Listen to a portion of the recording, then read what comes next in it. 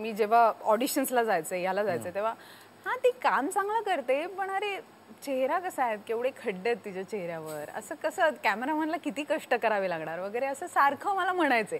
ते मला खूप असं जेव्हा पब्लिक ठरवेल तेव्हा नेता. You cannot appoint a leader. तुम्ही एका लीडरला अपॉइंट करू शकत नाही. म्हणजे लोक मारा असते तर मला कोणाची गरज नाही. ते एकला चलो रे म्हणून तर एकटा जाणाऱ्या माणसात जास्त ताकद असते. मी तसाही निवडीन आणि लोक तसेही मला सपोर्ट करतील. जोरदार टाळ्यांनी स्वागत करूया राहुल महाजन.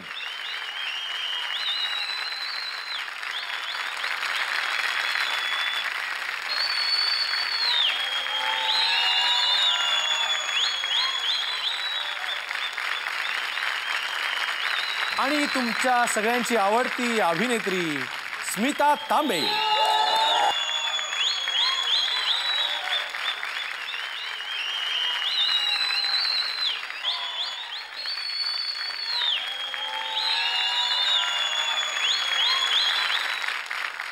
क्या बात आहे स्मिता, तू नेहमीच छान दिसतेस पण आज जरा जास्त छान दिसतेस. तू होताच ना समोर म्हणून. आईला इश इश इश. Rahul handsome as always. Thank you. मला ॲक्च्युली तुम्हाला स्क्रीनवरती बघून असं वाटायचं की प्रत्यक्षात कसे दिसत असाल, पण तुम्ही प्रत्यक्षात स्क्रीनपेक्षा जास्त हँडसम दिसता. बरं आहे, बायकोही तेच म्हणली. स्मिता ऑन स्क्रीन दिसते डॅशिंग बिशिंग, अशीच आहे का खरी का नाही आहे तशी? नाही अशी नाही आहे, म्हणजे अशी आहे असं म्हणू शकतोस तू. माझ्या घरासाठी तशी आहे, म्हणजे मी स्क्रीनवर ज्या गोळ्या वगैरे झाडते अशा गोळ्या नाही झाडत काही, पण आहे. पण एका मुलीने असा डिसिजन घेणं, या फील्डमध्ये काम करायचंय, तेही मी या फील्डशी माझा पूर्वीपासून काही संबंध नव्हता. ते आई वडिलांना कन्व्हिन्स करणं, नवऱ्याला कन्व्हिन्स करणं आणि कट्टू इकडे येणं. पहिला म्हणजे तुझं लग्न झालंय? Oh shit. कशी बोलले मी? स्मिताजी तुमच्याबद्दल असं तू नाही बोलू शकत. तुम्हाला स्मिताच वाटायचं. माझ्याकडे बघून वाटतं माझं लग्न झालंय. तुमचा मोठा मुलगा कितवीला आहे? आणि मुलं बिला नाहीये. बर राहुलजी, खरं तर राहुलजी म्हटल्यानंतर राहुलच म्हणणार मला कशाला राहुलजी. राहुल, मग ज्या वेळेला राहुल गांधी हे नाव ज्या वेळेला वरती आलं त्याच वेळेला साधारण काही वर्षांनंतर राहुल महाजन हे देखील नाव वरती आलं आणि सगळ्यांना असं वाटलं की दोन राहुलची मस्त टफ फाईट काही वर्षांनी आपल्याला बघायला मिळणार.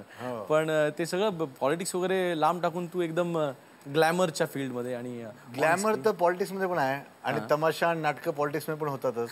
रोज पार्लमेंटमध्ये असो किंवा आय थिंक अनेक वेळेस इलेक्शनमध्ये लालू प्रसाद पासून सर्वांचं तुम्ही टीआरपी घेतलं जास्त असतं नो, जितकी ड्रामे लोक करतात तेवढे. परंतु माझा बिग बॉस नंतर अचानक एंट्री झाली, मग काम मिळत गेलं, करत गेलो मी.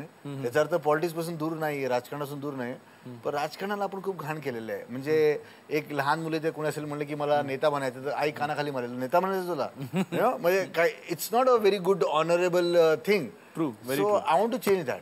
मला ते चेंज करायचंय की हे ऑनरेबल असू शकतं. मग त्याच्यासाठी प्रयत्न काय करणार आहात किंवा असं काही डोक्यात आहे प्लॅन तुझ्या? नाही, माझ्या डोक्यात मी ठरवलंय की 2014च्या इलेक्शनमध्ये मी नक्कीच लढणार आहे, लोकसभेच्या इलेक्शनमध्ये. पण मग त्यावेळेला हा जो हे सगळं जे एक्सपोजर होतं मीडियाचं, याचा काही सपोर्ट मिळेल असं वाटतं? Will it play positively for you? What do you think? खरं सांगू तुला, वडील हॉस्पिटलमध्ये 2006 मध्ये होते, त्यावेळेस माझ्याकडे चॉईस नव्हती की मीडियाने मला कव्हर करावं की नाही करावं. 100 कॅमेरे 24 तास होते टिल द फ्युनरल. करेक्ट. तेव्हा मला मीडियाने भरपूर यूज केलं. आज म्हणतात की राहुल का मीडियामध्ये आहे, तेव्हा कोणी विचारलं नाही की ह्याचा प्रायव्हेट इश्यू आहे, let's cut it off, whether is marriage or is cases or काही असेल तर. मग मला मीडियाने आता आधी यूज केलं, आता मी मीडियाला यूज करतोय. Is it a revenge? It's not a revenge, it's just rule of life. Rahul, आम्हाला सगळ्यात तुझी आवडलेली गोष्ट म्हणजे काय की बिनधास्तपणा. की आपल्याला आपल्या ह्या स्टेटमेंट्सनी, आपल्या ह्या वागण्यांनी लोक काय म्हणतील, काय ह्याचे परिणाम होतील याचा विचार करत असलेला तू दिसत. हा बेधडक वृत्ती आम्हाला खूप आवडते. थँक्यू. राहुल, फार कमी लोकांना माहिती आहे की तू एक पायलट आहेस. पायलट हा होतास. मी वयाच्या 19व्या वर्षी पायलट होतो. पण ज्यावेळेला पायलट जेट एअरवेजमध्ये पायलट होतास त्यावेळेला तो निर्णय म्हणजे पायलट होण्याचा निर्णय त्यावेळेला बाबांना पसंत होता का की सगळं हे मी फार या गोष्टीत नशिबाने आहे की मला जे पाहिजे होतं ते वडिलांनी दिलं. मला अमेरिकेला पाठवलं, मला फ्लाईंग करवली. बाबांबरोबर कधी फ्लाईंग केलं तर बाबांना बसवलं होतं विमानात? आणि हो, ज्यावेळेस ते अमेरिकेला आले होते तसं आई आणि बाबा दोघांना मी विमानातून फिरवलेलं आहे. पण बाबा ॲज अ पॅसेंजर असताना जेटर्स मध्ये ते मागे बसलेले असताना मी त्यावेळेस उड्डाण केलेलं आहे. त्याला वडिलांसाठी त्यापेक्षा मोठी गोष्ट असू शकत नाही की ज्यावेळेस मुलगा तुम्हाला 175 अजून लोकांबरोबर आकाशात घेऊन चाललाय. वाव, काय म्हणाले ते? त्यांना खरं वाटलं की मीच टेक ऑफ आणि लँडिंग केलेलं आहे, तर खूप खुश झाले होते. आता फ्लाईंगची प्रॅक्टिस सुटू नये म्हणून मधनं काही प्रयत्न असतो? नाही, माझं खूप वर्ष आलं फ्लाईंग सुरून. पण बंदर कितना बुडा होता गुलाठी मारना नाही छोडताय, तर जर परत सुरू केलं तर नक्कीच लवकर हे होईल. हो ना. पण मग फ्लाईंगच्या वेळेचा एखादा थरारक अनुभव? हरवलो होतो मी एकदा. हरवलो होतो? हो हो, हरवलो होतो. रोक हो, तुम्ही पुण्यात रस्ते चुकतात माणसं गाडी चालवताना. हा माणूस तर आकाशात हरवला. बापरे. मी ट्रेनिंग स्टेजला होतो आणि डॅलस फोर्ट होत इंटरनॅशनल एअरपोर्ट आहे. आपल्याकडे 1 रनवे, इकडे तिथे 7 रनवे असतात. बापरे. रात्री 2:30 वाजता तिथे मी होतो, फ्लाईंग करत होतो आणि नंतर त्या टावरनी मला सोडून दिलं कारण खूप ट्रॅफिक होती. मग तिथून परत आमच्या ब्रिजपूट छोट्या गावाला यायला मला मग माझा फ्रेंड होता तो झोपला होता आणि त्याला उठवतं की मॅप पकड, कारण की आमच्याकडे ऑटो पायलट नव्हतं, तर आम्हाला हातानेच फ्लाईंग करायचंय, ते एका हाताने कंट्रोल करायचंय आणि मॅपही उघडायचा आणि रात्री आहे आणि एकच लाल लाईट होती माझ्यावरती आणि परत पोहोचायचं. रात्री तुम्हाला काही क्लू मिळत नाही, तर मी वेगवेगळ्या रेडिओ एड्सचं माहिती घेऊन घेत कसा पोहोचलो परत. तर तो दिवशी मला असं वाटलं की आता काय होणार, कारण की because I was totally lost, but then I found my way आणि बाजूचा माझे व्यक्ती होता तो घोरत होता. डेंजर आहे. परत बाबांकडे येताना तर त्यावेळेचा प्रवास, त्यावेळेचा सिक्युअर्ड लाईफ आणि आता बाबा नाहीत, तर do you miss him? How much? खूप फरक आहे. आधी कुठल्या गोष्टी विचार नाही करायचो, कधी टेन्शन नसायचं. आजकाल जरूर असतं. गेले 4 वर्ष माझ्या दाढीचे केसही पांढरे झाले त्यामुळे जे 2006 पासून. पण आजच्या तारखेला मग जसे बाबा त्यावेळेला सपोर्टला कायम पाठीमागे उभं असायचे, आज कोण आहे असं जे बरोबर उभं राहतं? Wien you don't have a father, God is your godfather. पण पॉलिटिक्समध्ये राजकीय पक्षांनी, बीजेपीनी बाबा गेल्यामुळे एकटं पडल्यासारखं वाटतं का? कुठली पार्टी एक काय प्रायव्हेट क्लब नाही आहे, हे लोकांची मिळालेली एकत्र लोक येतात युवा, त्यामुळे असं एकत्र पडलं वाटत नाही मला. नाही, पण बीजेपी किंवा आपण पर्टिक्युलर पॉलिटिक्समध्ये बाबांनी खूप लोकांची करिअर घडवली आहेत. आजचे बरेच नेते बीजेपी मधले आहेत जे साहेबांनी बनवलेले आहेत. तर आज when you agree with you, आता वेन तू आणि पूनम दोघे जण ज्यावेळेला करिअर करण्याचा प्रयत्न करतात त्यावेळेला बाबा असते तर नक्कीच जर्नी थोडा सोपा नसता झाला. वडिलांनी मला सांगितलं होतं की 5 वर्ष काम करा मग इलेक्शनला उभं राहा. परंतु जरूर असेल, मला असं वाटतं की बीजेपी नाही म्हणणार, अनेक लोक मला म्हणावं की नाही टीव्हीवर असं वाटतं, पण म्हणतो आज मराठी चॅनल पहिलाच बोलतो की कुठे ना कुठे भीती असते की राहुल महाजन काही केला, तुम्ही किती आरोप केले तरी हा परत एक फिनिक्स सारखा म्हणजे एका राखेतून सुद्धा बनून येतोय, तर हा जर पॉलिटिक्समध्ये आला तर का होईल, हे असं लोकांना भय कुठे ना कुठे असेल. आता कुठल्या पार्टी लोकांना असेल याच्यावर मी टिप्पणी नाही करणार.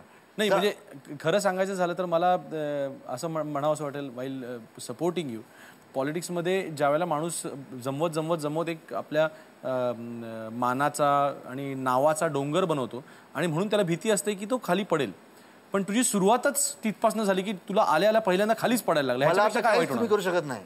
खरं I will keep my originality, मी जो ओरिजिनल जसा आहे तसंच राहणार, बदलणार नाही. हे फार महत्त्वाची गोष्ट आहे की तुम्ही बदलू नये. भले खराब वेळ असो किंवा चांगला वेळ असो, भले तिहाड जेल असो किंवा बुर्ज अल अरबमध्ये पण राहिलेलो आहे मी. म्हणजे मी तिहाड जेलच्या 3 महिन्यानंतर बुर्ज अल अरबमध्ये 5 स्टार जगातल्या सर्वात 7 स्टार हॉटेलमध्ये आलोय आणि I was never out of place. So I think. काय अनुभव होता तुरुंगामधला? अनुभव म्हणजे बघा, 10,000 कैदी होते, विचित्रवाड्याचं टॉयलेट समोर असायचं तुमच्या, 2 लोक तुमच्यावर अजून असायचे. मला सांगितलं होतं का पोलिसवाल्यांनी की Wien the rape is inevitable enjoyed. मला असं काही म्हटलं की तुमचा बलात्कार होणारच आहे, तर तुम्ही आता एन्जॉय करा, तुम्ही त्रास देऊ नका. मला हे बोलल्यानंतर मला काही चॉईस नव्हती माझ्याकडे, सहन करावं लागलं. मग तर जस्ट भगवान रामदास 14 वर्ष, तर मला काही दिवसातलं काही फरक पडला नाही, परंतु इट वॉज लर्निंग एक्सपिरियन्स लाईफमध्ये काय असतं काय नसतं, प्रत्येक गोष्टी व्हॅल्यू, इवन डिओडरंट, साबण, टावेल, बाथरूम, टॉयलेटची प्रायव्हसी, जमिनीवर झोपणं आणि गादीवर झोपणं. आज बेस्ट मॅट्रेस माझ्या घरी आहे. 48 डिग्रीमध्ये जमिनीवर झोपणं हे इतकं, आणि एकच एक्झॉस्ट फॅन असतो तिकडे, इतकं सोपं नसतं. आणि अचानक कट टू 1 महिन्यानंतर तुम्हाला, तर त्रास होतो, परंतु no pain no gain. Correct. Smita, तू देखील या इंडस्ट्रीमध्ये येताना तुला स्ट्रगल, प्रत्येक आपल्या आर्टिस्टला प्रत्येकाला स्ट्रगल आहे, चुकलेलं नाही कोणाला. तुझ्या स्ट्रगल नंतर आत्तापर्यंतच्या काळामध्ये तुला खुपलेली व्यक्ती, खुपलेल्या गोष्टी? मी जेव्हा ऑडिशन्सला जायचंय, याला जायचंय, तेव्हा हा ती काम चांगलं करते, पण अरे चेहरा कसा आहे, केवढे खड्डे आहेत तिच्या चेहऱ्यावर, असं कसं कॅमेरामॅनला किती कष्ट करावे लागणार वगैरे असं सारखं मला म्हणायचंय. ते मला खूप असं. ऍक्टिंग मध्ये येण्याचा विचार आहे का राहुल? नाही, मला ऑफर्स आहेत, 1-2 स्क्रिप्ट घरी पडलेले आहेत. परंतु एक गोष्ट सांगतो, सर्वांना जी माहीत नसेल, माझे आई वडील हे पहिल्या वेळेस भेटले, हे स्टेज ऍक्टर अँड ऍक्ट्रेस होते स्टेट लेवलचे. That's how they fail in love. तर कुणी कुणी अभिनयाचा सुद्धा एक गुण आहे. So I am not totally out of it, because me that means स्वतः जो आहे तो कुठे कुठे अभिनयाच्या प्रेमामुळेच मी तयार झालेलो आहे, हे विसरणार पाहिजे. नाही, पण अभिनयाचं कधी एक्सपेरिमेंट केलंयस? आधी नाटकात वगैरे कामं केलेस कॉलेज? हो, 5वी पासून प्रत्येक वर्षी नाटकं करायचो मी शाळेत, 12वी पर्यंत. डायरेक्शन, रायटिंग आणि ऍक्टिंग. 2014ला राजकारणामध्ये यायची इच्छा आहे, त्या दृष्टीने फोकस्ड एफर्ट्स काय आहेत का? नाही, मी जो माझा उद्योग जो आहे, पैसे कमवायचं माध्यम आहे, हे एंटरटेनमेंट आहे, राजकारण नसेल. अच्छा. त्यामुळे जरूर माझ्याकडे मर्सिडीज बाहेर आहे, पण लालबत्ती ही राजकारणामुळे येईल, पण मर्सिडीज राजकारणामुळे येणार नाही, हे मी मेक शुअर करणार. ते माझा एक गोल आहे. नाही, पण मग आतापर्यंत मग ही तयारी ज्यावेळेला आपण ऑन स्क्रीन बोलतोय, अर्थातच पक्ष देखील मोस्ट प्रॉब्ली बीजेपी असेल, तर त्यावेळेला पक्षाकडनं काही जबाबदारी एव्हाना द्यायला सुरुवात झाली असली पाहिजे होती, पदं दिली गेली असली पाहिजे. मी तुम्हाला एक फार चांगला प्रश्न विचारला. मी पक्षाकडनं, मी पक्षाच्या श्रेष्ठीने सांगितलं, मी जेव्हा केव्हा पक्ष प्रवेश करेन, मी कधीच कुठलं पद घेणार नाही. मी फक्त कार्यकर्ता म्हणून राहील आणि मी फक्त लोकांकडनं निवडून जाईन. मला असं वाटतं, पद घेणं, चमचागिरी करणं, मागे पुढे फिरणं हे माझ्या रक्तात नाही. पण ज्या वेळेला आपण समजा खासदारकीच्या तिकिटासाठी विचार केला, तर त्यावेळेला तिकीट नाही, हे जनता ठरवेल. जेव्हा पब्लिक ठरवेल तेव्हा नेता. You cannot appoint a leader. तुम्ही एका लीडरला अपॉइंट करू शकत नाही. म्हणजे लोक मायर असतील तर मला कोणाची गरज नाही. भले मग मायर कोणी असेल नसेल, ते एकला चलो रे म्हणून तर एकटा जाणाऱ्या माणसात जास्त ताकद असते. मी तसाही निवडीन आणि लोक तसंही मला सपोर्ट करतील. नाही केलं तर मग सर्वांचं नुकसान आहे, माझं नुकसान आहे, लोकांचं नुकसान आहे. That's the confidence. I like it. माझं नुकसान आहे पण लोकांचंही नुकसान आहे, लोकांचंही नुकसान आहे, हे इतक्या कॉन्फिडेंटली सांगणारा माणूस म्हणजे व्हेरी गुड. स्मिता, तुझ्या अपरोक्ष लोक आज असं म्हणतात की जर का ॲक्ट्रेसेस पुढच्या फळीतल्या जर का पहिली 10 नावं काढली तर त्याच्यामधलं तुझं नाव नक्की असतं. तू इतकी चांगली अभिनेत्री आहेस असं लोक सांगतात. थँक्यू. पण ॲट द सेम टाईम खरोखर सक्सेस जी मिळते नटी म्हणून, ही केवळ अभिनयाशी रिलेटेड आजच्या तारखेला तरी राहिलेली नाही आहे. 4 डान्स वेगवेगळ्या प्रकारचे केले, नशिबाने चांगली गाणी मिळाली तर लाईफ चेंज होतं. हो, डेफिनेटली. मग तुला त्यांची असूया वाटते का? हेवा वाटतो त्यांच्याबद्दल, एवढं मात्र आहे. पण असूया निश्चित. बरं झालं मान्य केलंच, नाही तर मी तुला मदर तेरेसांच्या नावाने पुरस्कार दिला असता. नाही, असं नाहीये, पण हेवा वाटतो की अरे हा, एवढं मात्र आहे. ठीक आहे, ठीक आहे. पण मग तुला ज्या अभिनयावरती एवढा गुरूर आहे, अभिमान आहे, नाही आम्हाला पण आहे तुझ्या अभिनय, खूप चांगली गोष्ट, मी कॉम्प्लिमेंट देते तुला. तर ह्या अभिनयामधले एखादा डायलॉग जो आठवतो तुला आता, की जो मारल्यानंतर लोकांनी येऊन तुला जाम सांगितलं क्या बात आहे असेल तर? डायलॉगसाठी तसे रोल्स नाही आलेत मला की लाईक मेरा नाम है शहनशाह वगैरे अशा टाइप्स, की एवढा एक डायलॉग मारला की झालं टाळ्या इकडून वगैरे, असं नाही झालं. पण मला जोगवा मधला एक सीन आठवतो अवधूत. काही खरं नाही बघ सुल्या आयुष्याचं, रान हाय तवर सुगी, नाही तर समजा मायरानच की ग. अजून 4 दिवस गेला ना तर साधं वारं सुद्धा फिरकायचं नाही आपल्याकडे. हीच येळ आहे 4 पैकी गाठीला बांधून ठेवायची. छोट्या पडद्यावरती तू बऱ्याच मारामाऱ्या करताना, गोळ्या बिळ्या मारताना दिसलेली आहेस आम्हाला, पण खऱ्या आयुष्यात कधी असं झालंय काय?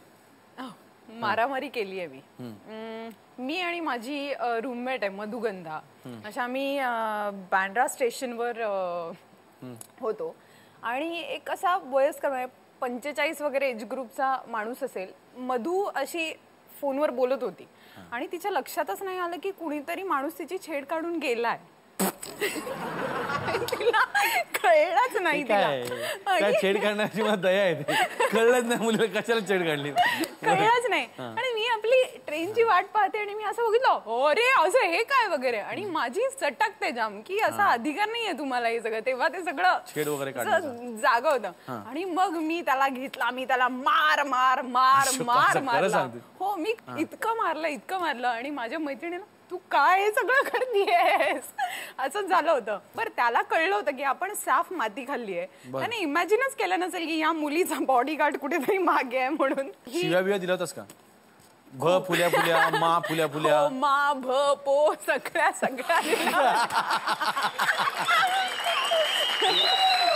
तेव्हाची गोष्ट होती. किती वर्षापूर्वी? 3.5 वर्षापूर्वी. 3.5 वर्ष. आता रिसेंटली मारलं नाही कोणाला?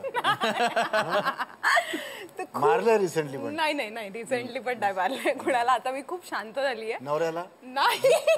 पण तुम्ही एवढं काय विचारता? म्हणजे विचारलं की फक्त जवळ बसलोय ना, कुठला प्रश्न काय प्रश्नाला काय बोलायचो, काय कुठे मार पडायचं काय माहिती. पण म्हणजे ह्या ज्या एकंदरीत हे माणसांचं वर्तन आहे ना, याच्यामध्ये राहुलचं नाव पण जरा आहे माहितीये का, कृष्ण राहुल की कृष्ण लीला आहे असं कायम टीव्ही वरती न्यूज चॅनल वरती चालायचं. राहुल हो मग माहित नाही. I am talking about the great and biggest boss. चालेल, लोक दाखवायचे जे दाखवायचे दाखवायचे. बाबा न करता थोडी दाखवायचे, करायचे म्हणून दाखवायचे ना.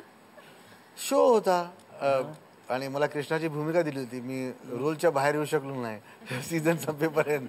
त्यामुळे मला ते मसाज विसाज सगळं. मग ती मसाजची फार गमत गोष्ट आहे. मला सांगावंच लागणार हे क्लिअर. तुम्ही जर अनएडिटेड फुटेज बघितलं किंवा तुम्ही तिथल्या लोकांना विचारलं तर एक विशिष्ट व्यक्तीचं नाव घेणार नाही मी. पहिले ऐशान कुरेशी मसाजला गेले, नंतर आशुतोष कौशिक मसाजला गेले, सर्व गेले. शेवटी फक्त मी एक क्रीमचा डबा घेऊन एक पाय लावला की सर्व कॅमेरा तिकडे आले, तेच टेलिव्हिजन दाखवायला लागले.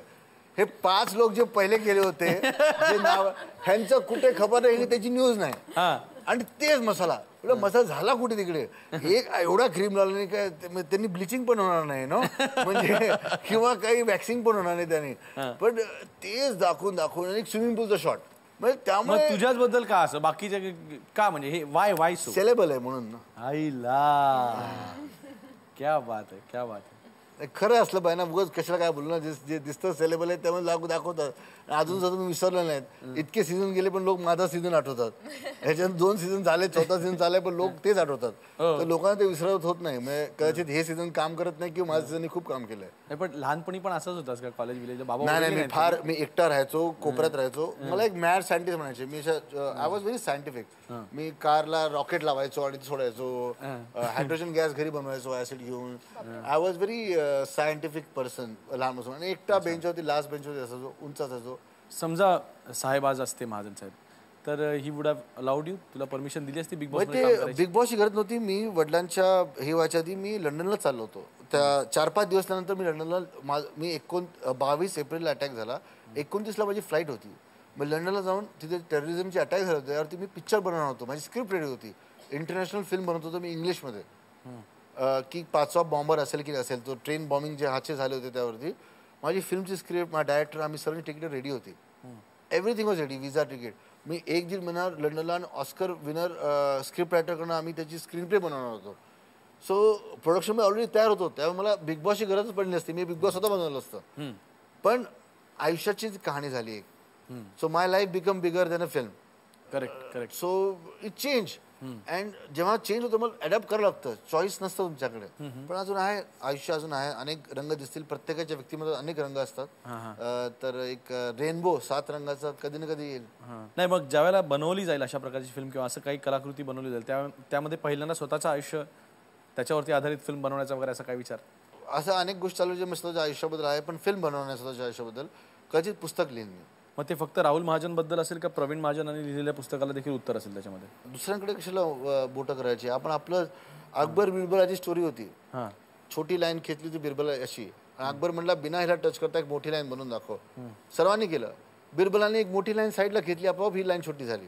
आपली लाईन मोठी बनवली, दुसऱ्याची लाईन छोटी करू नका. हे माझं आयुष्याचं एक बेसिक ध्येय आहे. बदल्याची भावना फार स्ट्रॉंग असते हो. वेन यू लव्ह आणि हेट, प्रेम आणि द्वेष किंवा ही स्ट्रॉंग फिलिंग आहे. ही कोणामध्ये इन्व्हेस्ट करणं म्हणजे फार मोठी गोष्ट आहे. सुपाऱ्यांमध्ये अर्थार्जन हा भाग डेफिनेटली असतो, त्यामुळे तो तुम्हाला एक असंच की एक बॅलन्स साधावा लागतो. त्यामुळे अर्थार्जनासाठी सुपाऱ्या योग्य आहेत असं मला वाटतं, पण कामातनं जी किक मिळते ती ह्याच्यात नाही.